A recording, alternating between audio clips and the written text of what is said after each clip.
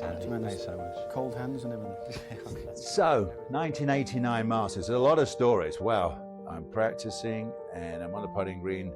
And Jack was there and he asked me, how are you playing? I said, well, I'm playing all right, Jack. I keep screwing up. I said, I don't know whether to let it happen or make it happen. And Jack's like, yeah, I know what you mean. And just walks off. And I'm like, okay, which one is it? So I deem I let it happen because there's 27 holes later, I was going down the 10th and I'm 6 under and I think I was leading by 2. Then I would say I tried to make it happen and I then play the next 27 holes, which get in 9 over. So we ended up on the 13th in the dark. I had a 50-yard pitch across the water. It's not going well.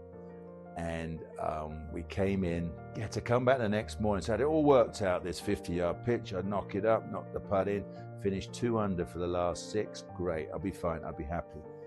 All went wrong, nothing happened, and finished 2 over for those last 6. So actually, genuinely, I can tell it now, I was in tears. I couldn't believe it, all gone wrong. The tee times came in, and I looked at the names and I thought, you know, I could still do this, but you know, so I grabbed that other putter, went back, swapped putters. I thought that good old bullseye, you know, a bit of brass would work. It wasn't. Went to the first tee, not feeling anything. Kind of like just let it happen. You know, who cares? Good old who cares attitude. Slapped it in on 1 from 45 feet, birdie 2, and then I hold a real curler at the 4th for 2. I remember, I can still see that one, big slider going that way. And then the big finish when I hit it right on the back of the green at 16, 12-foot break on a 15-foot putt or something. Went in, and then I was taken off to Bobby Jones's cabin to wait. Scott Hope bogeyed. So now in the playoff, and I always liked playoffs. I was good at playoffs, and always used to think the rest of the field is beaten. Just got to worry about one other guy. So anyway, so I skied my tee shot, had a 4-iron into the green. It actually was a good shot because the pin was down the right.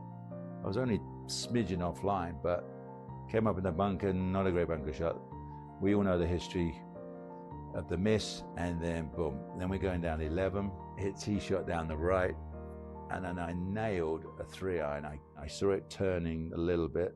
So the funny bit on that green was Andy Proger, my caddy from Watford. I said, Proj, what do you think? And he goes, it all looks a bit of a blur to me, Gov. So my swing thoughts that week were very technical. I was taking it back with my left hand and hitting it with my right hand. So all I had to do was say left, right. And I just went left, right, and this thing went jump